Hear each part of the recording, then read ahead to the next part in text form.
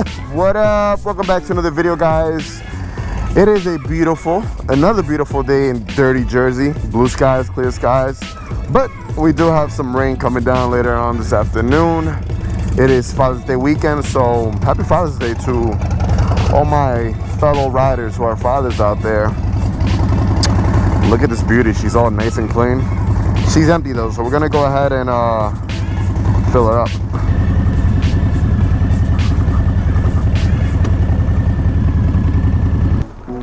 Regular, super.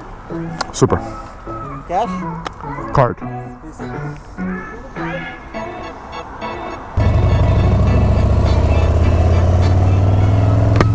All right, guys, for today's discussion, we're going to be talking about why I chose the Lowrider S.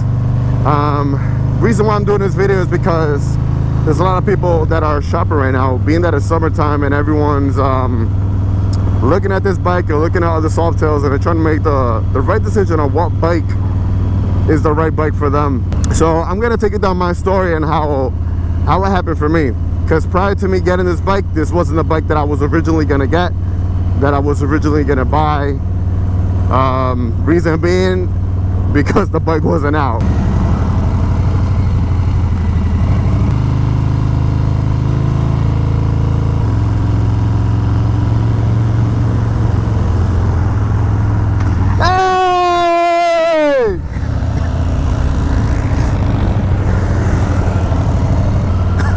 That was actually Ray, my neighbor.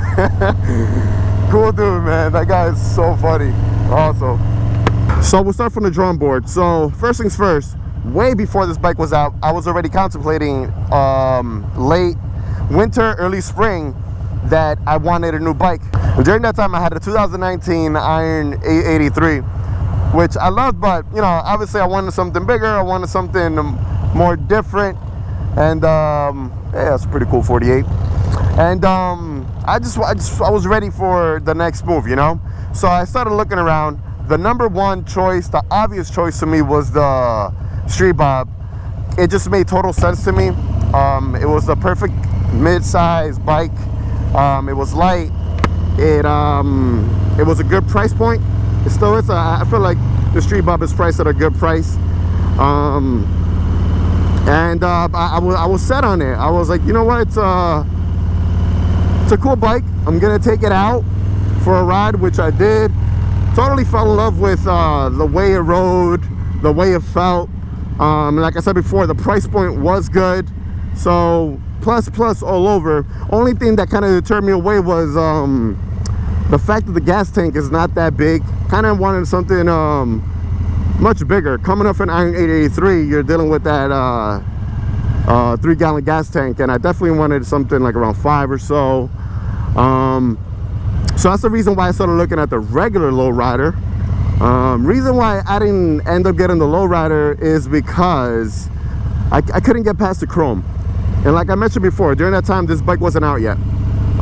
It was just too much chrome for me. I couldn't get past it. And I was thinking to myself, I'm gonna have to do a lot of work to this bike in order to make this bike look the way I want it and perform the way I want it to. It's not gonna happen the way it is now. It's gonna take me a long time. Looking back at it now, I kind of regret the decision. I mean, I don't regret getting this bike, but there's a lot that I could have done with that bike to make it look really good right away. I just wasn't thinking, you know, thoroughly and fully. So yeah, so I mean, I never took that bike out for a ride, so I never got that actual feel of what it felt like, how it handled and everything like that.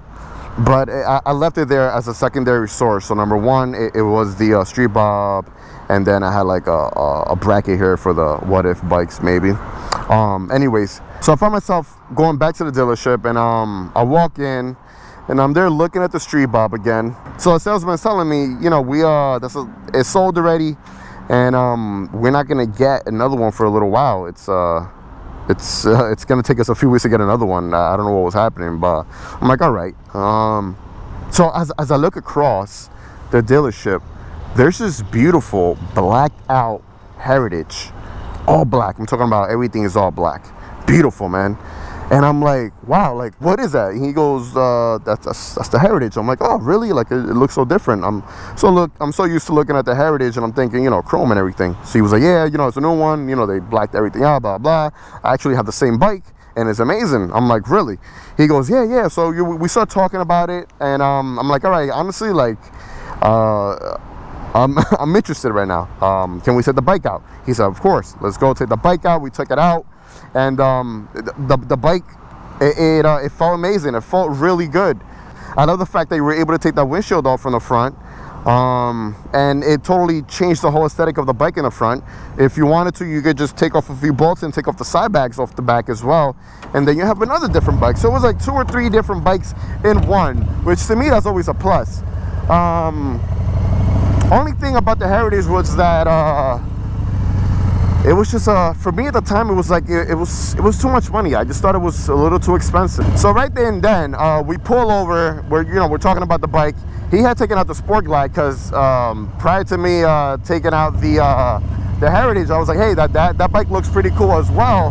He goes, you know what, I'll just take it out just in case if you want to check it out later. I'm like, yeah, let's do that. That way I'll be able to ride both of them. If you guys want to see those videos, you could scroll down and one of the playlists that I have for all the reviews. It's in there, so you guys can check those reviews out.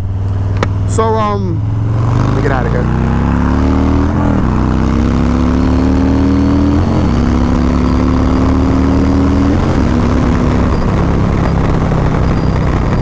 Woo! All right, so I get off the bike. I'm looking at the Sport Glide, and we're going over all the features and everything, and he starts telling me, hey, you know, the fairing comes off, the bags come off. Let me show you how fast the bags come off this bike. He literally took the bags off it within like 30 seconds. I was like, wow, it's just cool, you know. It's the fact that it's so convenient to do that. And then he took everything off, and the bike just looked like a total different bike, and it looks really cool. So I'm like, all right, you know what, I like it. Let's take it out. As soon as I pull on the throttle, it's like instant performance. I don't know what it is about the Sport Glide. I guess it's maybe the 2-in-1 that the bike comes with automatically from stock, which is also a plus. I like the fact that it comes with a 2-in-1. I mean, I would change it out no matter what to an aftermarket one, but I mean, that's a plus right there for me.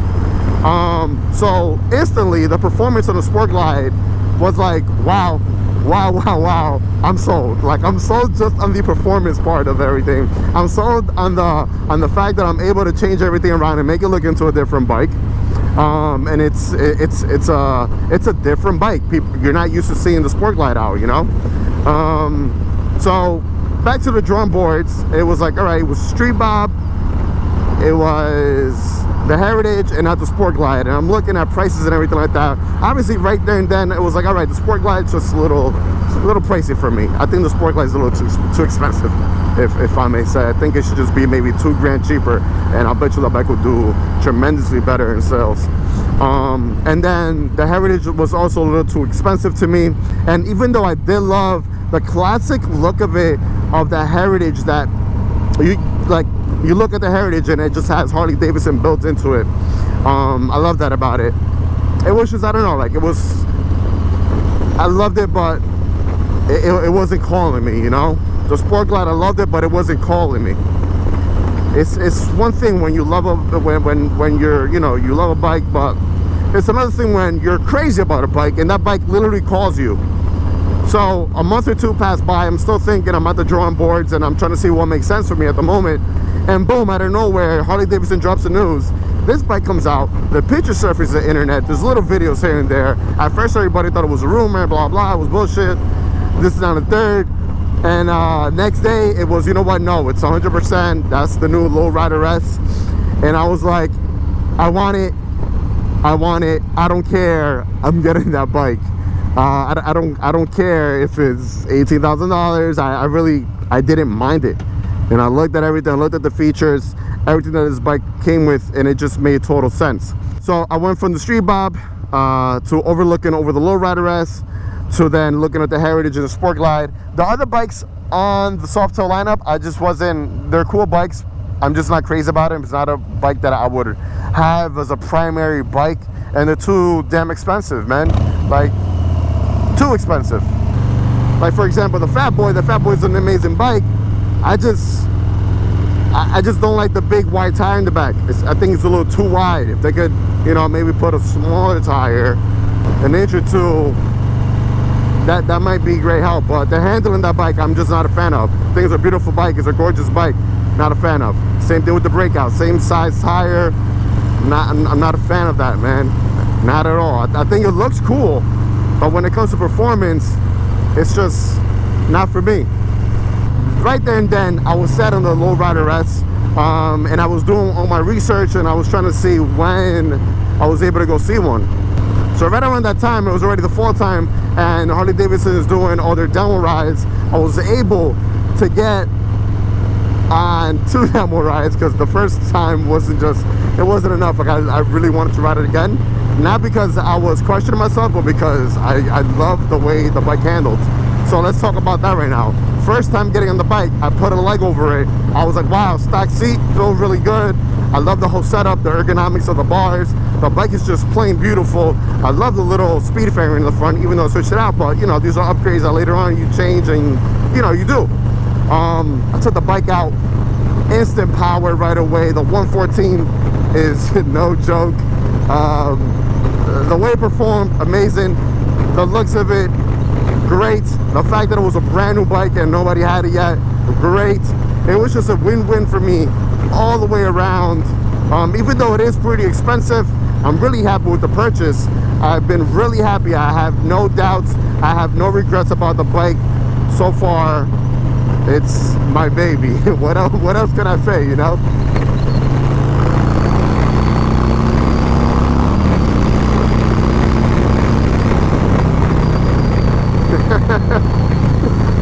Smile from ear to ear, baby. Smile from ear to ear. All right, so fast forward, I do the demo rides. I fall in love with it. I purchased the bike. Purchasing it was a bit of an issue because the dealership, my nearby dealership, Bergen County Harley, they got one in and it sold before it even made it to the sales floor. They got another one in for their second shipment. Same thing happened again. So for the third shipment, my salesman was like, listen, they come in. I really don't know what's on the truck, but if you want to come and sit around, and if it comes, it's yours. Like I don't care who's waiting for it or not. The bike is yours. I know you've been waiting for a while. I went. They unloaded bike by bike. There were like 18 bikes on that truck. 5 or 10 bikes come off the truck. 15 bikes come off the truck. Nothing. There's one bike left on the truck. Mind you, they all come covered, so you don't know until they take them off and they put them in the ground. They take the covers off. The last bike comes off, and I'm like, they take the cover off, and I'm like, no. There was no bike in there. So for the next shipment, it came in, and I was, best believe, I was there. And that was it, man. I bought the bike, and like I said before, I've been happy ever since. No regrets whatsoever. And now let me also say that during that time when I was ready to buy this bike, I already knew what I wanted to do with it as well. So many ideas just flooded my mind. I knew exactly what I wanted to do to the bike. I knew that I wanted to do the club style type of look to it. And that's something that I think you should know before purchasing any type of bike. So if you're looking at different types of bikes and you're trying to make up your mind of what's best for you, look at the long term. Think about the type of mods you're going to want to do to the bike. Think about what you're going to want the bike for, long distance, short rides, around the town bike, because that all matters. And you should build your choice around all that. What's going to be more beneficial for you in the long run, and what type of bike, what type of build you're going to do in the long run as well. Knowing all these little things is going to just trickle everything down and help you make the best decision for your bike choice. Now, those were all my top picks. I want to know what type of bikes you guys were looking at right before you made the purchase you made right now. What was the bike that almost made it? Which one was the one that almost was the sell point for you? Which one was the one that almost made it over the line? Very curious to know. Let me know what type of bike you ride, and let me know what type of bike you almost purchased right before that one. I think that's gonna be it, guys. I'm gonna keep enjoying my beautiful day. It is Father's Day weekend, like I said before. I'm gonna go home, sit out in my backyard, look at my beautiful grass that I just finished cutting this morning, because having a cold beer on a hot day, looking at and smelling fresh cut grass that you did yourself is the best feeling in the world, besides riding a bike. That's gonna be it, guys. If you're new to my channel, make sure to like, comment, and subscribe. Hit that bell button to notify you anytime I upload any type of new content. And like always, baby, let the force be with you. Ride safe and enjoy the ride, baby.